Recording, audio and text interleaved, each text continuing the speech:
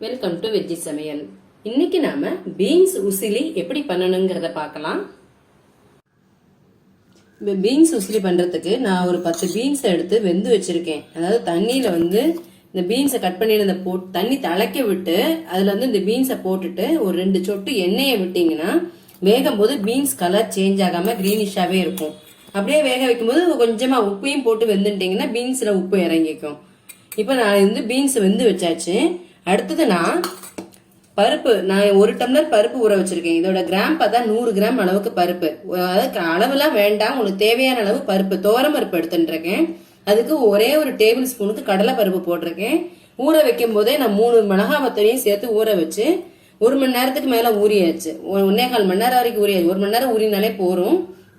நல்லா 4-5 தடவை களைஞ்சிட்டு எடுத்து வச்சிருக்கேன். இப்ப நான் மிக்சி ஜார்ல இது எல்லாத்தையும் போட்டுக்கிறேன்.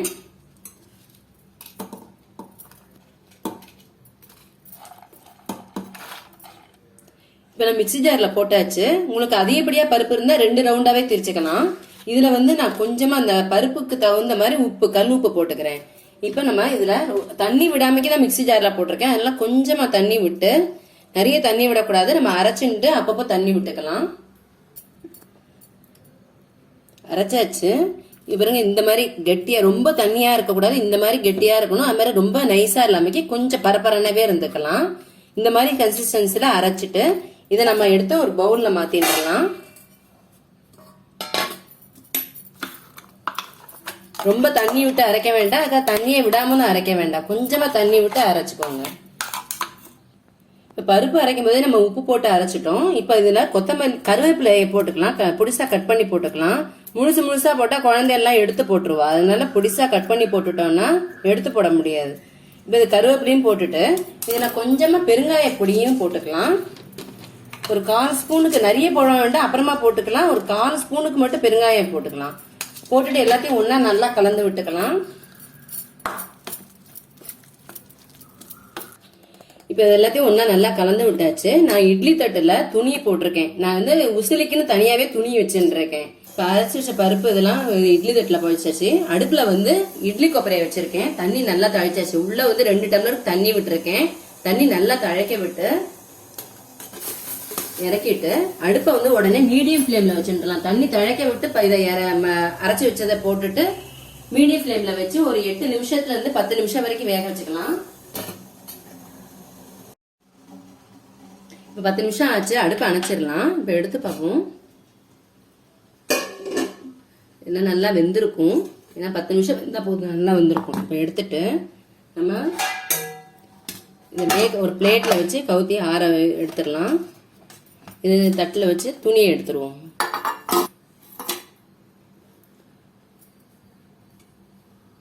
இப்ப இது நல்லா சூடா இருக்கு இல்லையா, இதை நம்ம இப்படி ஒரு கத்தியால இப்படி 2ஆ கட் பண்ணிட்டோம்னா உள்பக்கம்லாம் நல்லா இதை நல்லா ஆற வைக்கணும். இப்படியே ஒரு 10 நிமிஷம் ஆகும் ஆற வைக்கிறதுக்கு. அதனால நம்ம இப்படி கட் பண்ணிட்டோம்னா ஆறிக்கும். ஆற விட்டு பார்க்கலாம். இப்ப பருப்பெல்லாம் நல்லா ஆறியாச்சு. இதை நம்ம கையால ஊத்துக்கலாம். கையால ஊத்தாலும் ஊந்துக்கும். அப்படி இல்ல நல்லா நம்ம இதா இருக்கணும் அப்படின்னா மிக்சி ஜார்ல போட்டுக்கலாம். தண்ணி எல்லாம் விடக்கூடாது, மிக்சி ஜார்ல ஈரமும் இருக்கக்கூடாது. மிக்சி ஜார்ல நல்லா வெட்டியே எல்லாமே நல்லா திரிச்சாச்சு. பாத்தீங்க இல்லையா, இது ரொம்ப நேரம் ஓட விட்டுனே இருக்கக்கூடாது. ஒரு 10 செகண்டுக்கு ஓட விட்டாலே உங்களுக்கு நல்லா திரிஞ்சிடும். இதை நம்ம ஒரு பிளேட்ல போட்டுலாம். இப்ப அடுப்புல கடாயை வச்சிருக்கேன். கடாய் நல்லா ஈரம் போக சூடு வந்தாச்சு. இல்ல நான் 2 டேபிள் ஸ்பூனுக்கு தேங்காய் எண்ணெய் விடுறேன். இந்த மாதிரி உசிலி பண்ணும்போது தேங்காய் எண்ணெய் விட்டு பண்ணினா டேஸ்ட் ரொம்ப நல்லா இருக்கும். அப்படி தேங்காய் எண்ணெய் டேஸ்ட் பிடிக்காதவங்க ரீஃபைண்ட் ஆயில் யூஸ் பண்ணிக்கலாம். இப்ப எண்ணெய் நல்லா காயட்டும். இப்ப எண்ணெய் காஞ்சாச்சு. இதுல நான் 1 ஸ்பூன் கடுகு போடுறேன். கடுகு வெடிக்கட்டும். கடுகு வெடிச்சாச்சு. நான் ஒரு 1/2 ஸ்பூனுக்கு உளுத்தம்பருப்பு போடுறேன். அதுலயே நான் கொஞ்சம் ஏற்கனவே பருப்பு அரைக்கும் போது பெருங்காயம் போட்டோம். இதுல கொஞ்சம் ஒரு 1/4 ஸ்பூனுக்கு பெருங்காயம் போட்டுக்கலாம். இப்ப பருப்புலாம் செவந்து வருது. இதுல நான் ஒரு இனுக்கு கருவேப்பிலைய கிள்ளி போடுறேன். எல்லாம் சேர்ந்து ஒன்னா செவந்து வரட்டும். இப்ப பருப்புலாம் நல்லா செவந்தாச்சு. இப்ப நான் இந்த மிக்சியில இது பண்ணி வச்சிருக்கோம், திரிச்சு வச்சிருக்கோம் இல்லையா, அந்த இதை போட்டுக்கலாம். இதெல்லாம் போட்டு வதக்கிக்கலாம்.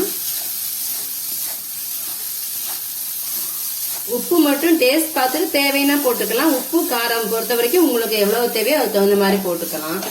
இந்த உசிலியை பார்த்தா நான் வந்து 100 கிராம் பருப்பு தான் எடுத்திருக்கேன். இந்த உசிலியை பாத்தீங்கன்னா எப்படியும் ஒரு 4-5 பேர் சாப்பிடுற மாதிரி தான் வரும். இப்ப நம்ம வெல்பிண்டாச்சு இல்லையா, இப்ப நம்ம வெந்து வச்சிருக்கோம் இல்லையா பீன்ஸ், அதையும் இதுலயே சேர்த்து போட்டு நம்ம வதக்கிக்கலாம். நல்லா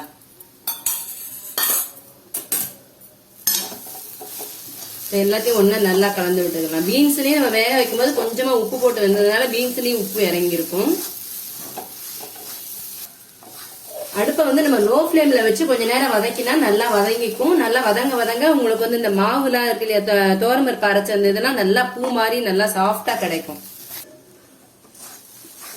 பாருங்க, ஒரு 2 நிமிஷம் இல்லைன்னா 3 நிமிஷத்துக்கு நல்லா வதக்கிட்டு இருந்தா போறோம். அதே மாதிரி நீங்க அரைக்கிற இந்த சாஃப்ட்னஸ் கிடைக்கணும்னா அரைக்கிற பக்குவம் வந்து எப்படின்னா ரொம்ப தண்ணியாவும் அரைக்க கூடாது, ரொம்ப கட்டியாவும் அரைக்க கூடாது. கொஞ்சமா தண்ணி விட்டு ஓரளவுக்கு தொய்வா அரைச்சுட்டு நம்ம இட்லி தட்டுல வேக வைக்கும் போது நமக்கு நல்லா சாஃப்ட்னஸ் கிடைக்கும் இந்த உசிலியில. இப்ப 3 நிமிஷம் ஆயிடுச்சு. நம்ம அடுப்பை அணைச்சிட்டு அந்த சூட்டுலயே நம்ம ஒரு தட்டை வச்சு மூடி வச்சிடலாம். ஒரு 2 நிமிஷத்துக்கு நல்லா உலப்பு ஊறின்னு இருக்கட்டும், அப்பதான் நல்லா இருக்கும், சாஃப்டா கிடைக்கும். ஒரு 2 நிமிஷம் ஆச்சு. நல்லா உதிராவும் இருக்கு, நல்லா ஊறிண்டு நல்லா பருப்பெல்லாம் நல்லா வெந்துண்டு நல்லா சாஃப்டா இருக்கும். இதை நம்ம ஒரு பவுல்ல டிரான்ஸ்ஃபர் பண்ணிக்கலாம். இப்ப பாருங்க, பீன்ஸ் உசிலி ரெடி ஆயாச்சு. இதை வந்து சூடான சாதத்துல இந்த உசிலியை போட்டு பிசைஞ்சு சாப்பிடலாம். அப்படி இல்லைன்னா சாம்பார் சாதம், வத்தக்குழம்பு சாதத்துக்கு இது சைட் டிஷ்ஷாவும் நீங்க யூஸ் பண்ணிக்கலாம். நான் சொன்ன மெத்தட்ல நீங்களும் ட்ரை பண்ணி பாருங்க. உங்களோட கமெண்ட்ஸை மறக்காம ஷேர் பண்ணுங்க. வேற ஒரு ரெசிபியுடன் மீண்டும் உங்களை நான் சந்திக்கிறேன். நன்றி, வணக்கம்.